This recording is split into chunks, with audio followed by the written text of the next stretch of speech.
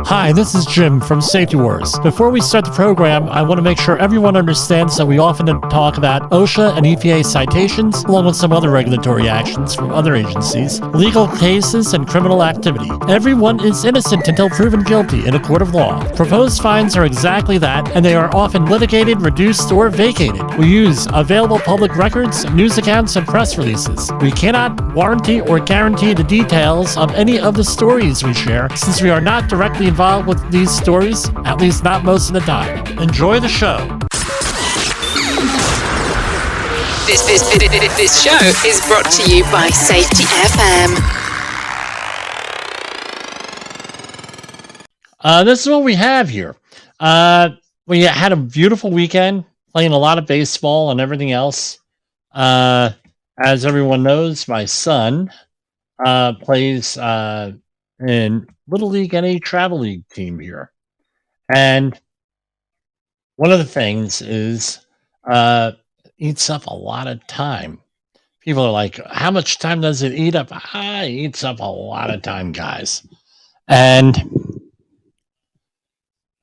now with that, and we've had ongoing family issues, so we're going to get back into the swing of things here with everything that we're doing. So, I spent basically 6 hours driving between Saturday and Sunday, between ball games, softball games with my daughter, and other activities. So, it's been rough. You get home, and I got home yesterday. I was completely exhausted. So, as we figured out with the let me turn this off. I know I am broadcasting on safetyfm.com.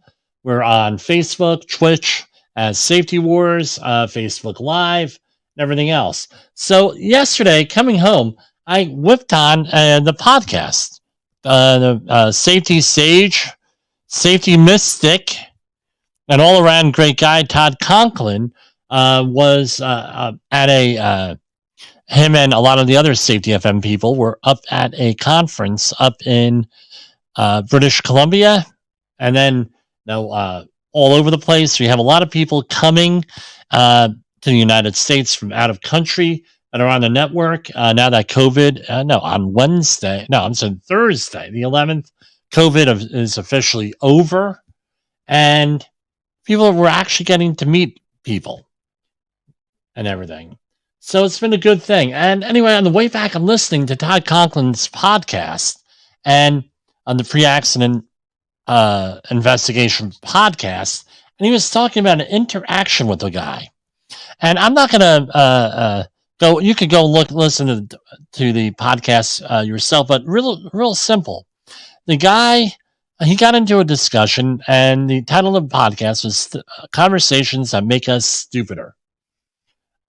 Where you get nothing out of it. Ever have a conversation with someone and you're like, man, what the hell? I wasted my time. What the hell am I doing? This doesn't make any sense. That's 15 minutes of my life I'll never get back again. And you get all these types of things. Well, he was having a conversation apparently at the conference that they were at, where I can't get my video to zoom out, so I have my head is like this big, huge head on my screen. It's very distracting. Anyway, he got into this thing where apparently someone approached him. I don't know where it was, what the context was, and so got into an argument with him. Had an axe to grind with him that we have to live by fear. We have to manage safety by fear. We have to be fearful. We got to make people fear us. We got to do this. We got to do that. And I think somewhere, if you've been in this industry long enough, starting like I got in the early 90s, that's how you managed people on a lot of these jobs, especially these construction jobs and these environmental cleanups. All of it was a lot of intimidation. You're going to do as I say, or you're off the job. For a lot of facilities, A big pharmaceutical company here in Linden, New Jersey, was famous for one for this type of thing, where any type of infraction, you're fired. A lot of construction management firms are like that today, where they have no other tool because of the way the attorneys are have set things up. Not the managers, the attorneys. Well, if there's any problem, fire them because we're a general contractor. This is the way it's got to be. We got to demonstrate that we're enforcing rules. And this whole thing about fear, making people fear you. Well, fear and respect are two different things here. What you really want is them to respect you, and then you respect them. Rather than being over the people, you have to try to make it like you're working with people. If you're working with people, interested in their job, things of that nature, using some of their soft skills that everybody talks about, that's where we need to be with everything. So I had contacted Todd this morning, saying, "Todd, do you mind if I comment on your podcast?" He said, "Yeah, go ahead." And no, it's real simple. Why we don't fear people, and this kicks into a lot of the stuff that we talk about or we have spoken about on safety rules for radicals. Those Saul Alinsky rules, where it's an issue with how do you manage things, how to push back and everything else. So you could go back and listen to his podcast, but his whole thing is conversations that make things stupider.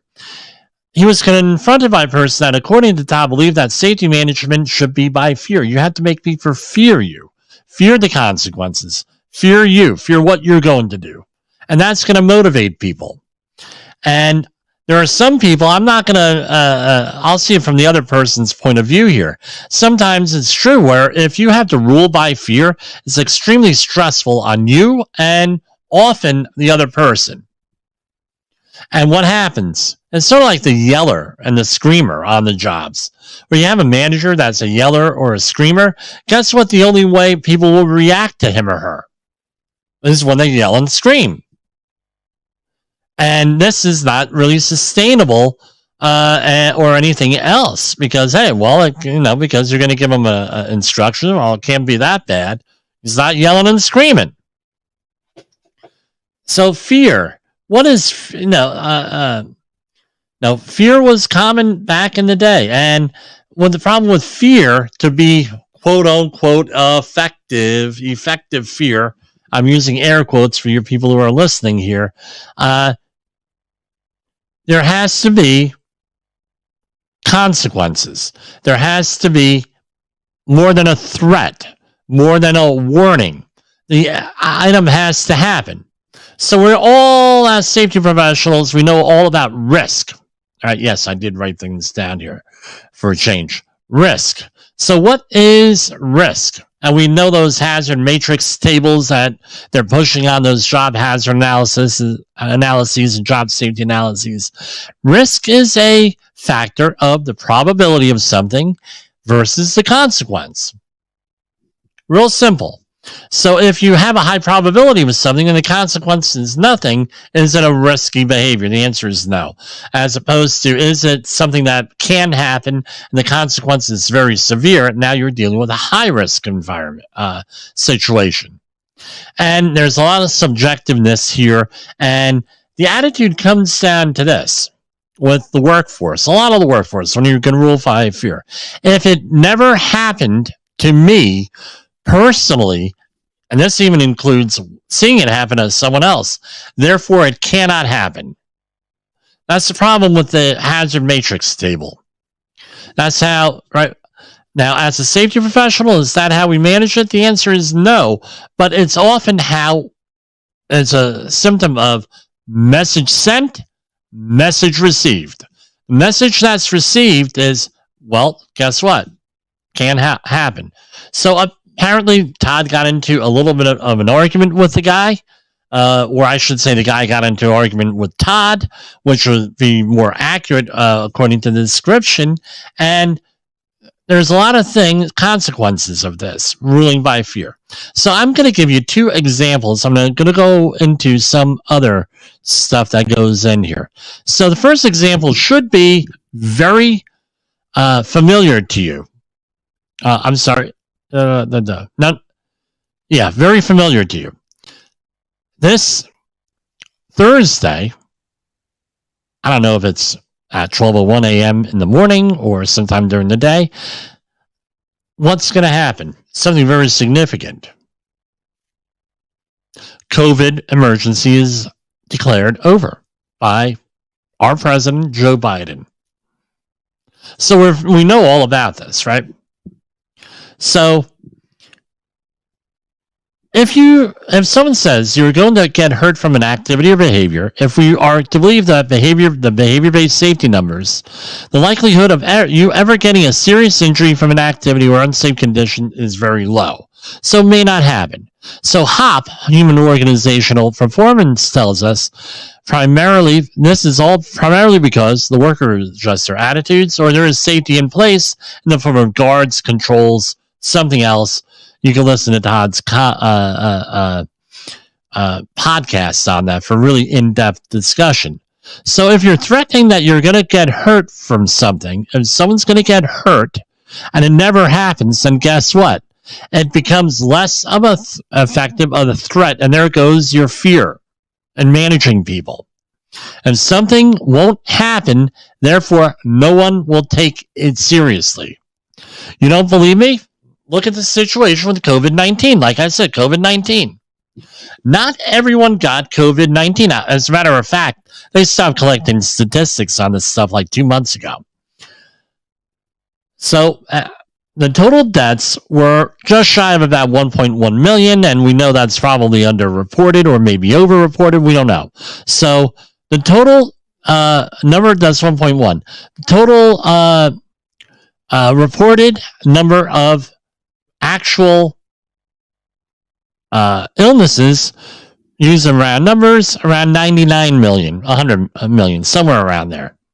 Most of those deaths were for those older than 65, with one study coming out in New York that listed 93% of the people of those dead had comorbidities. That's heart disease, diabetes, something else that made them immunocompromised. So now you could see that with those numbers, right? And if those numbers hold, you can see why fear stopped working with COVID-19. It's not that people got complacent necessarily. They got complacent because they weren't getting impacted. It was for people over 65 years of age, people with comorbidities, and everything else, or with other complications, especially at the beginning of the pandemic. So guess what? What does this translate into for the workforce? The average person who's not living with elderly people like me, or people with comorbidities, right? There was no risk in their minds, and this was all going to be a bunch of baloney.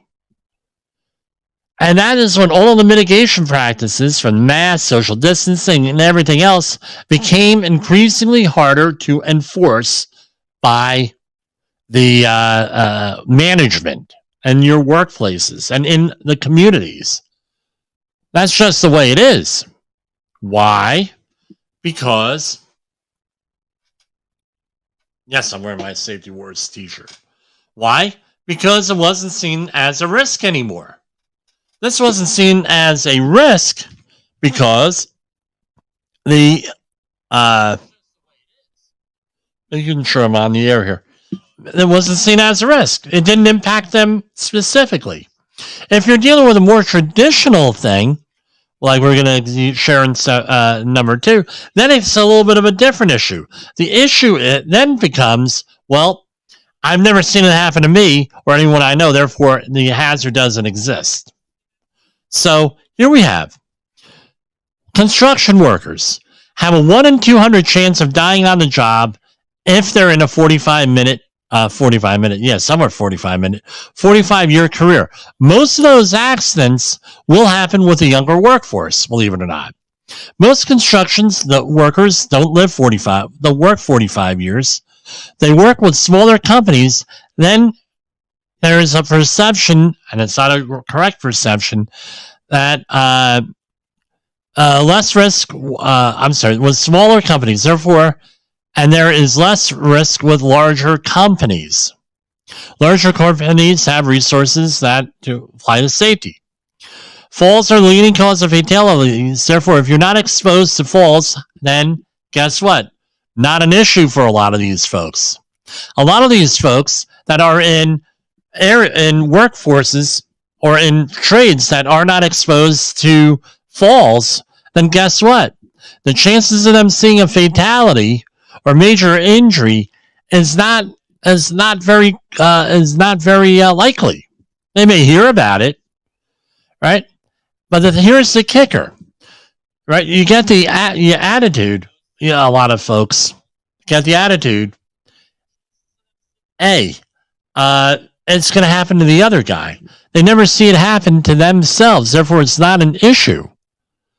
And that's a dangerous thing. That's a form of sociopathy, in my opinion. I'm not a psychologist, but what's psychopathy? Psychopathy is along the lines of unable to. There's a lot of things. We went through Hare's checklist, but one of the attributes is that they don't. The consequences have to be immediate for them to take effect.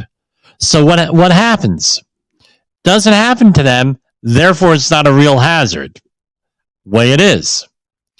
Oh, well, and then you're going to say, well, does that mean, Jim, that if they see an accident, they're going to be more likely to work safely? I'm going to tell you, no, not one bit. That is not true. Not one bit. Don't bet your life on it. Then you're going to say, well, why is that?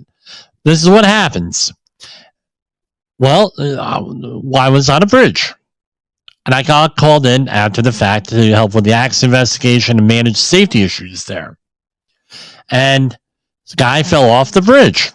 This was 6 weeks after they fired the safety person there because they got tired of hearing him reminding people to wear fall protection. They made a decision consciously.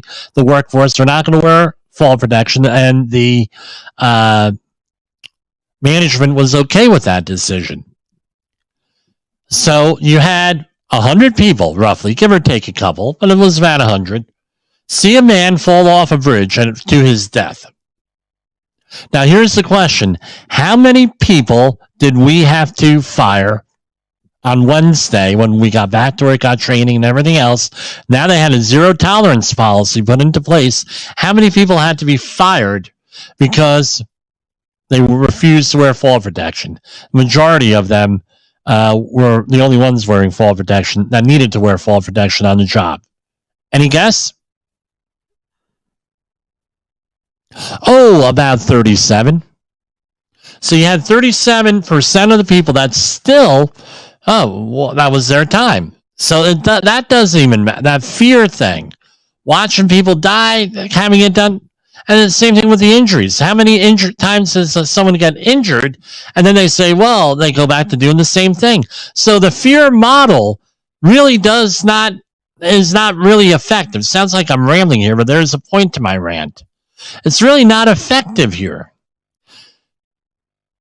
So again, my question always is what causes people to do what they do? That's an ongoing question in life.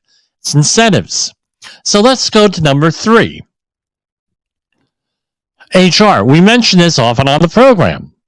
If you're not going to have HR to give you authority to hire, fire, or discipline people, are you going to be effective in managing people through the fear model? You have zero chance.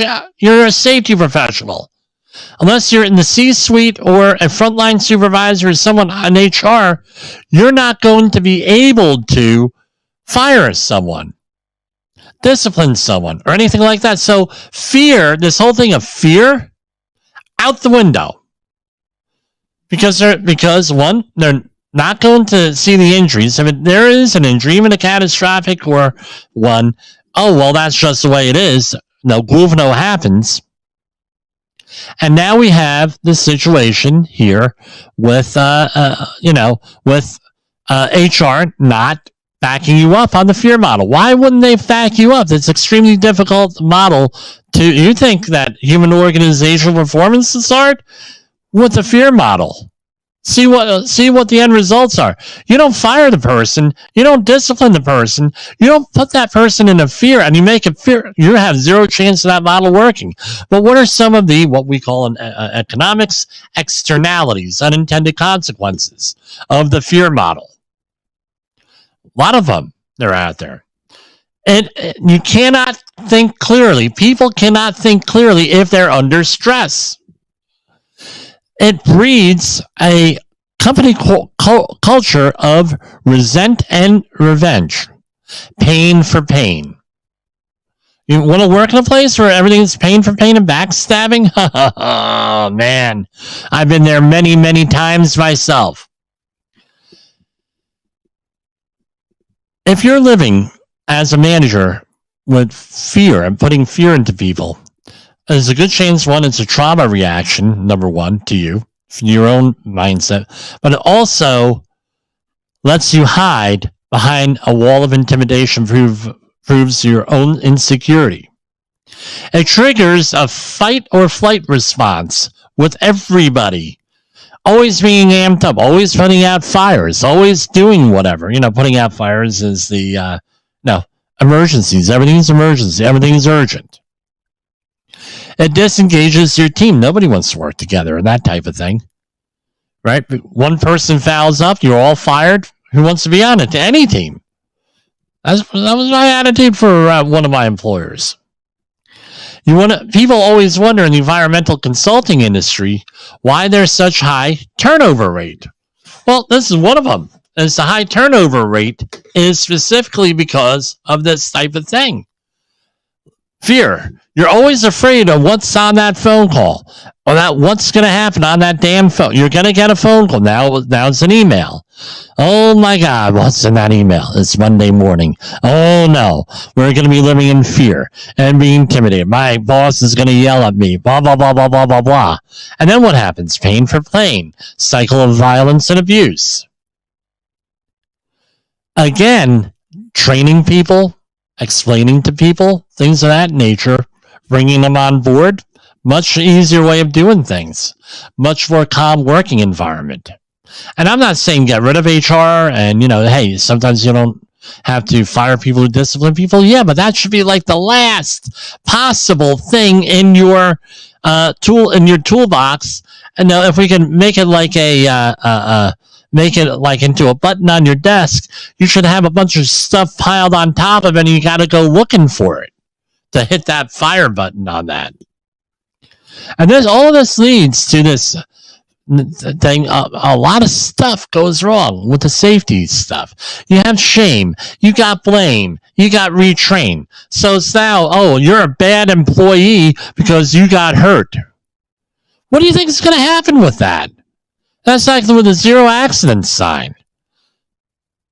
Shame on you. You're going to get hurt. You got that zero accident sign going on.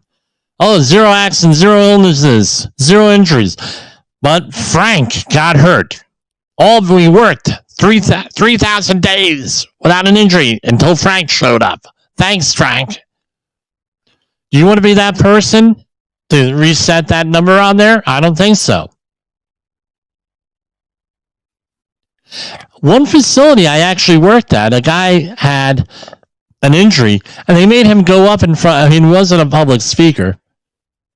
They made him go up in front of 300 people to explain what he did wrong. Demean the guy. So with that kind of thing, do you think you're not going to, do you think that anyone's going to report an accident, illness, or anything else? No.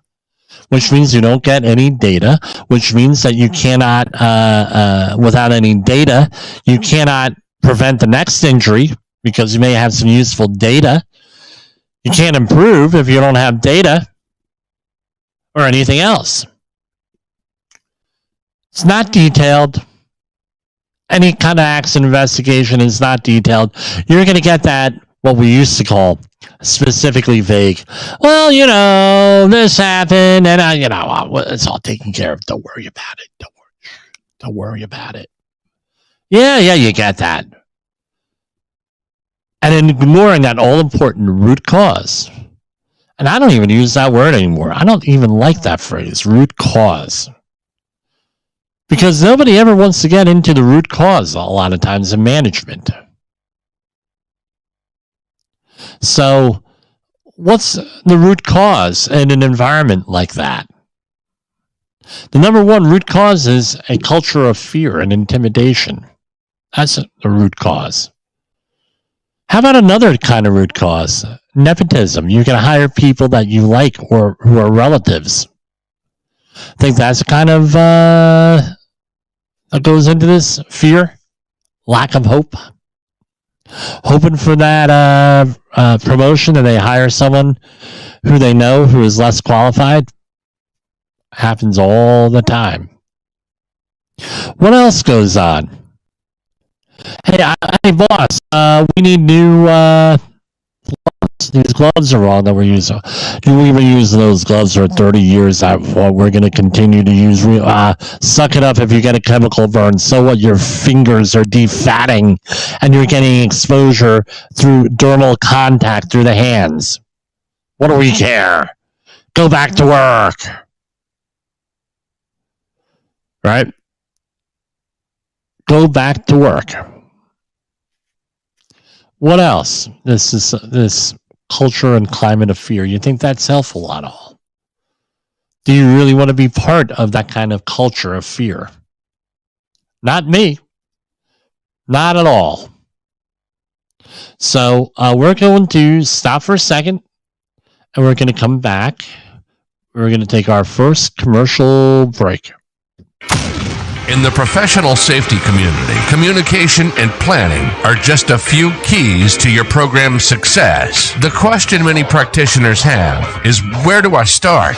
Dr. Jay Allen, the creator of the Safety FM platform and host of the Rated R Safety Show, has built a global foundation to help you along the way. Go to safetyfm.com and listen to some of the industry's best and most involved professionals, including Blaine Hoffman with the Safety Pro, Sam Goodman with the Hop Nerd, Sheldon Primus with the Safety Consultant, Jim Poesl with Safety Wars, Emily Elrod with Unapologetically Bold, and many others. As individuals, we can do great things, but as a team, we become amazing. Dial into safetyfm.com today and surround yourself with a powerful force of knowledge and support.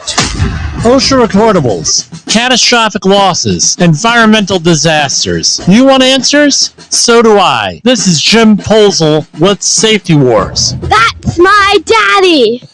Yeah, I found out over the weekend that I could use this mixer board as an announcer through a PA system. We had a lot of fun doing walk-up music and entertaining at the baseball tournament I was at. Anyway, unfortunately, I can't play any of that here because it's all copyrighted music. But anyway, getting back to this. This is a safety war, the war in this, a battle in the safety war here. This is Todd Conklin fighting the safety war up here, and he was very frank with it. So how does this work with, let's analyze this a little bit. They were going to come to agreement, and that was obvious according to Todd. Well, how does this apply? Let's bring in some of what we already know. Saul Alinsky's rules for radicals. Can you imagine working in a facility where they base everything out there on fear and loathing and backstabbing and resentment and everything else? Puts the whole rules for a whole new different light here. So here we go. Imagine going and dealing with a manager like that. Power is not what you have, but what the enemy thinks you have. You're seeing your employer, your employees, and your coworkers as enemies. What power do they think you have? Here's another one. Ridicule. I think this is number 5 applies to what went on. Ridicule is man's most potent weapon. I think this is what the man might have tried to been doing. Ridicule. Todd's point of view. Right? Keep the pressure on. Never let up. They don't let things go. So this guy had been loathing this Todd for a whole lot of time. I don't see how that's possible, but this is what it seems like. He came to him with an attitude, pissed him off. Again, constant pressure. And pick the target. Number 13, freeze it, personalize it, and polarize it. Again, isolating, having a one-on-one conversation. This conversation apparently took place in semi-private conditions. And this is all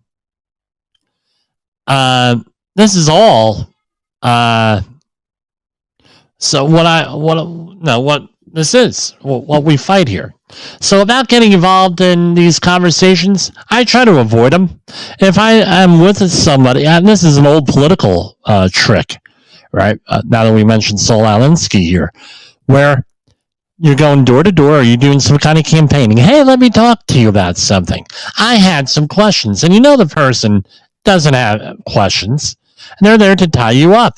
So what do you end up having to do? You have to end up cutting them short, and that's what ends up on the internet today. There's a political operative right now in New Jersey who last week was indicted on ballot fraud and election fraud. And all the articles I read on this individual indicated what, let's just say he was very disruptive. And campaigns I was involved in, he was one of the people that became disruptive and tried to disrupt everything. Perhaps that's what was going on here with Todd Conklin, with the guy disrupting things. He wanted to disrupt things, throw you off balance on this. And this guy eventually, if convicted, he's going to go away for a long time, like 20-some years probably. And now, this stuff has a tendency of catching up to you if you're ruling by fear, is my thing, and intimidating people and yelling and screaming and everything else. It does not lead to good results. So what's the point? Human organizational performance using social science. We had a meeting last week for our fall protection stand down, and people felt that they learned more in that 1 hour stand down than they did in decades of experience in the construction industry. And what's my approach? It wasn't, hey, I'm smarter than everybody. It's easy when you start training where you start doing that in the beginning of your career. Now what's my approach? You try to build a common bridge with people. You try to get them, once you have a common purpose, a common experience, shared experience, talking with people. A famous radio talk show host asked, what was the secret of his success? We won't mention names here. And what he had said is to tell people what they already know and try to organize it in their heart. What they already know, and you are able to articulate it, you're going to become a better talk show host. And it's the same thing here. I'm not talking Safety FM, Supply or Safety Wars, but it applies in dealing with people if you're a manager. If you're working with people, they're going to more likely, and you take an interest in what they're doing, and you have shared experiences, you're going to be able to get along better with them. What you want to do is Aldo Leopold, famous environmental philosopher, he wrote Sand County Almanac, and it was required reading in school for me. And what he said was something really simple. Ethics is not, morality is not going out there and doing the right thing when people are watching. It's doing the right thing when people are not watching. What you want to do is to be a trainer. You want to be a manager where you're managing people, and they don't realize that they're being managed. They realize that they are being motivated, incentivized. That's the other thing that people don't want to hear about with the fear-based thing is what their incentives are to get people to do things. The incentive is fear. Guess what? That's going to fail. In anything, you incentivize this stuff. And management often doesn't want to hear about incentive, what kind of incentives, what kind of messages they're sending out there. But to get back to it, you work with people. Deal with people. Don't live through fear. When you're doing that, don't blame people for this, for that. They're doing the best they can under trying circumstances. Right? One of the root causes that we were always used to have to choose was, well, the person was distracted because of external things, so just keep there, keep focused. Oh, really? And then it turns out that the people who were always promoting that type of thing, they'll be distracted, had never gone through a major tragedy in their life. It turns out, or at least not one that would impact them. Sick parent, sick child, sick other family member, financial issues, debt, psychological abuse. So it's easy if you've never been through any of that stuff to say, well, the person's got to work harder, try harder. Really? Patience, understanding always gets you into the better place. And I'm rambling a little bit. And that's what my homily is here today. I don't think Todd mishandled the situation wrong at all. It's kind of hard to find out a way of how to handle that correctly. You're not going to change a person's point of view, so that's a bad matrix. I don't think Todd does not come across to me, and I've never met him personally, just through emails, things of that nature, and on his podcast, that he needs to get even with someone, needs to take it out on someone. So, I don't know. It's just, be careful of those conversations that make us all stupider. If that even is a word. And you are listening to Safety Wars. Tomorrow's Safety Today.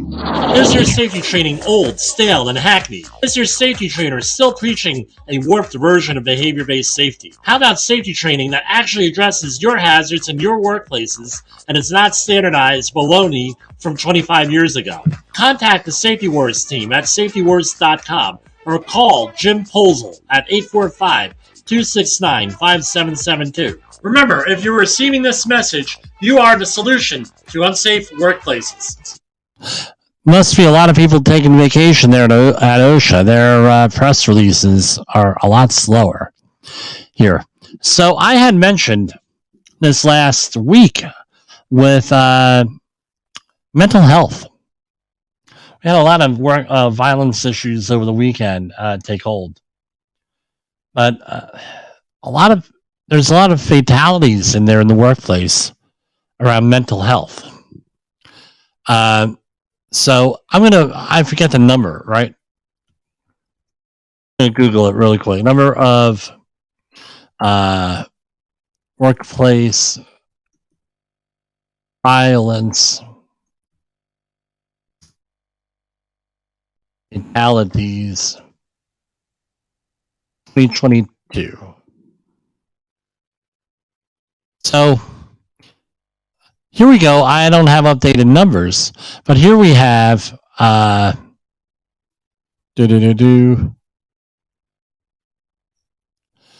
million victims of workplace violence each year.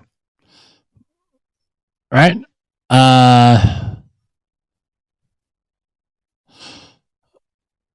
400 fatalities close to that in 2020 alone. My question is this, was last week, why, that's from one source, And from another source, 700. I think that's closer to the BLS number, Bureau of Labor. 700 fatalities in 2022 from workplace violence.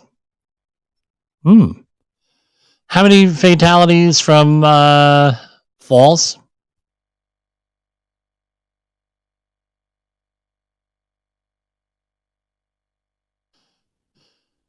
So here we have, according to the BLS, Bureau of Labor statistics, we had number of fatal work injuries in construction industry are from falls. What are we looking at here? Over 800? Something like that. I forgot the number, but it's around 800. So here we have 800 800 fatal falls in construction, right? Correct. Hold on. Let me say stop here, right?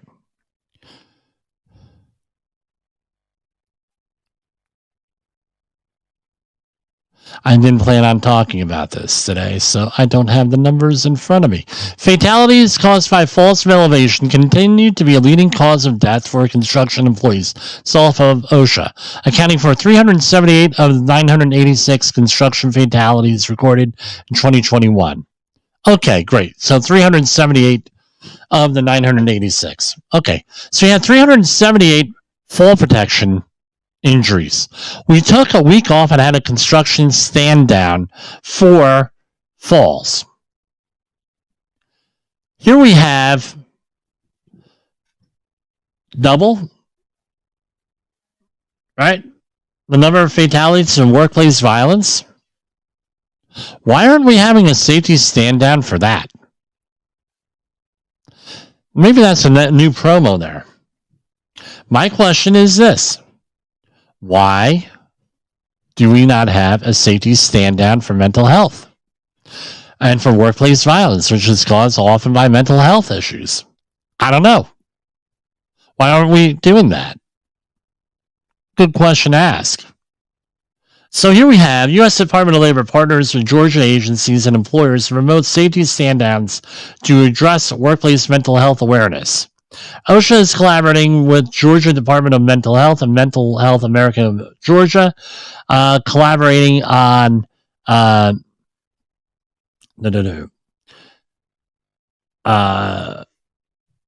mental illness. Workplace stress ranks high among stressors for mental illness, causing about 120 deaths each year. One survey, about 65% of U.S. workers at work was a very significant, somewhat significant source of stress, right? Well, stress. So, again, workplace violence, why not have one?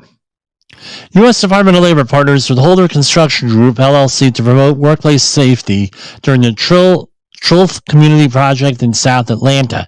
Here's another one from Atlanta. And there is a safety partnership agreement that was announced. EPA wrote press releases. EPA launches $20 million program to address contaminated lands in Alaska. Funds available to tribes, consortia, corporations, and NGOs, that's non-government organizations, to address legacy pollution on lands conveyed under ANSCA, Alaska Native Claims Settlement Act. The contaminants on some of these lands, arsenic, asbestos, lead, mercury, pesticides, PCBs, and petroleum products, pose health concerns to Alaska Native communities. So basically, these are from abandoned sites out there, more or less like Superfund sites is what I'm gathering from. Some of them related to the defense industry, some of them not. Biden-Harris administration announces $4 billion through the Investing in America agenda for clean port upgrades and clean heavy-duty vehicles, improve air quality, and protect human health. EPA announces initial steps to invest in new Inflation Reduction Act resources for zero-emission trucks and port upgrades to reduce pollution and advance environmental justice. Today, the U.S. EPA announced the initial steps in the development of programs that will invest $4 billion from the Inflation Reduction Act in our nation's port infrastructure while reducing air pollution and advancing Biden's commitment to environmental justice. Okay. EPA reaffirms commitment to supporting small businesses during National Small Business Week. This week, and that means last week, U.S. EPA celebrated National Small Business Week, paying tribute to the 33.1 million American small businesses that employ almost half the private sector workforce. In observance of National Small Business Week, the EPA hosted a series of events that included small business contracting training and vendor engagement that connected small businesses with EPA program and officials and large and prime contractors. EPA orders U.S. Air Force to address oil discharge at Travis Air Force Base. This is out of San Francisco from last week. The U.S. EPA today, this is May 4th, issued an emergency order to the U.S. Air Force to enhance and expedite measures to address an ongoing oil discharge into Union Creek from the Travis Air Force Base in Solano County, California. EPA has determined that a substantial threat exists to local water bodies and shorelines because of the ongoing discharge and previous similar incidents on the Travis Air Force Base. This order is critical for ensuring that the Air Force addresses the oil discharge into Union Creek in a thorough and timely manner and that no impacts to public health occur. The EPA is committed to fully utilizing our authorities to make sure that the current oil discharge is stopped and similar incidents are prevented. So what are they ordering? Spill recovery equipment, investigating and mitigating source of the oil, collecting and analyze water sources, and implementing actions to prevent oil from entering the storm drain and creek. The order also requires the Air Force to enter into a unified command structure that brings together the oil spill expertise of federal, state, and local governments to address the discharge. So apparently they were not doing this. Oil discharges into the creek were identified by the Air Force in October 2021, but were not reported till February 4th, 2022. So there's a delay in reporting there. Federal, tribal, and state law leaders launched Puget Sound Federal Leadership Task Force out of Seattle on May 4th. Today, the U.S. EPA, U.S. Army Corps of Engineers, National Oceanic and Atmospheric Administration, and Western Washington tribes kicked off the first meeting of the Puget Sound Federal Leadership Task Force, mandated by Congress in 2022 to coordinate the federal government's efforts to restore Puget Sound and to address tribal treaty rights. The legislation creating the task force was included in the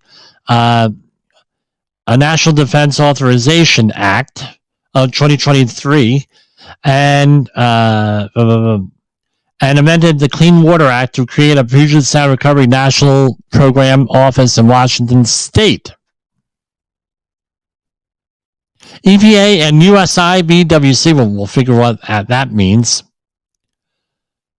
joined Mexico in announcing funding for infrastructure projects to address transborder sewage. This has been an ongoing issue for a lot of years here, border sewage. The U.S. EPA and U.S. section of the International Boundary and Water Commission joined the Mexico's Comisión Nacional de Agua, CONAGUA, and the Comisión Estatal de Servicios Públicos de Tijuana, CESPTIT, to announce funding for 2 wastewater infrastructure projects. These projects will reduce the risk of spill of up to 60 million gallons per day of the untreated wastewater in the Tijuana watershed. U.S. and Mexico will each contribute approximately half of the nearly $30 million cost. And everybody's happy, everybody's celebrating, and there was much rejoicing and everything else. Bonfire. EPA proposes new requirements for Haynes wastewater plant to disinfect sewage discharges. This is, I think, related to the previous story. This is from last week. The U.S. EPA, when coordination from the Alaska Department of Environmental Conservation is raising limits on the amount of bacteria and other microorganisms Haynes's wastewater treatment plant will be allowed to release into Portage Cove. Currently, the discharges from the Haynes facility are not disinfected, contain high levels of fecal coliform and enterococcus bacteria, and rely on a large mixing zone area to meet Alaska's water quality standards for bacteria. Boy, I can't wait to have that Alaska salmon there. EPA announces $1 million for innovative climate pollution projects in the Denver area. All made possible by the Inflation Reduction Act. Incredible, right? Okay, how many minutes do I have left here? Oh, what am I going to do? All right, about 3 minutes. A little bit.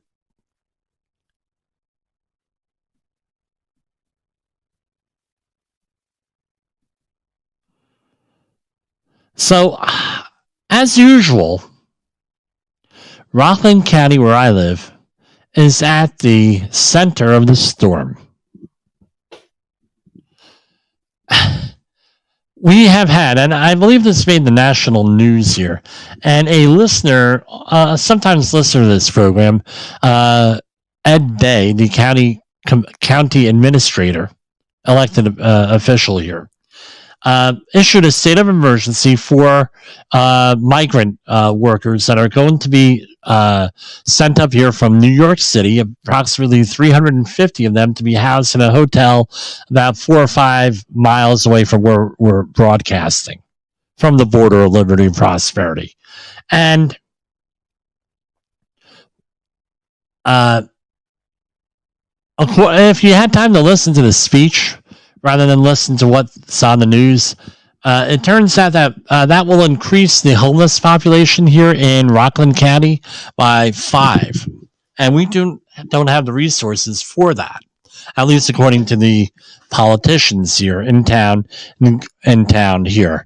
And this is one of those stories we're going to be keeping track of here, because this is not only this community, it's in a lot of communities throughout the United States where we have immigrant workforces coming in, undocumented, often coming in illegally, or here illegally, and they're coming up and they're being all over the place. And there's been sort of like this is being done surreptitiously.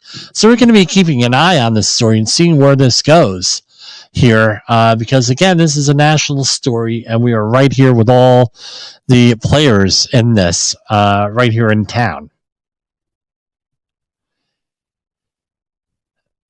Here we have a couple of other things here.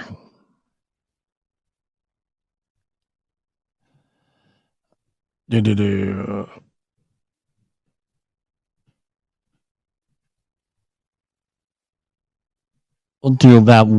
talk about wars next week. So indoor air pollution. 2 in 3 adults don't realize how unhealthy the air inside their home can be. I'll verify that. All right, this study came out of study finds in Great Britain, where, they didn't know how unhealthy the air was. I tell you what, as I said, people used to say, Jim, you're working on a hazardous waste site? That's dangerous. So that air quality at a hazardous waste site, chances are is cleaner than a lot of homes.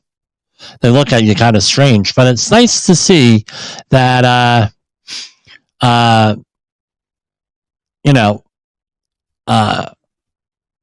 that at least now we have some studies nowadays that on indoor air quality, on the indoors.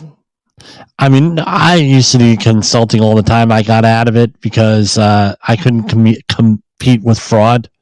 And no, that is when you do an honest business, there's a lot of fraud in that industry in there. Plastic pollution may be creating a whole new ecosystem in the ocean. Plastic pollution has become an unfortunate fact of life all over the world, including the oceans. While all that junk floating around can pose a serious threat to humans and many animals, apparently there is some animals that are taking advantage of this. Apparently, a lot of this stuff is creating its own ecosystem, and they're using it as a shield. Apparently, it's because as a community. Sea rafts, blue sea buttons, violet sea snails. Apparently, they like this stuff. Who would have known? Right, so nothing's all, as my dad used to say, God rest his soul, not everything is totally good or totally bad. I think this pollution in the ecosystem is a bad thing, and I think it's going to be spun as not being so bad. So we'll see you back here tomorrow night, God willing. For Safety Wars, this is Jim Poesl. The views and opinions expressed on this podcast are those of the host and its guest and do not necessarily reflect the official policy or position of the company. Examples of analysis discussed within this podcast are only examples. They should not be utilized in the real world as the only solution available, as they are based only on very limited and dated open source information. Assumptions made within this analysis are not reflective of the position of the company. No part of this podcast may be reproduced, stored in a retrieval system, or transmitted in any form or by any means, mechanical, electronic, recording, or otherwise, without prior written permission of the creator of the podcast, Jay Allen.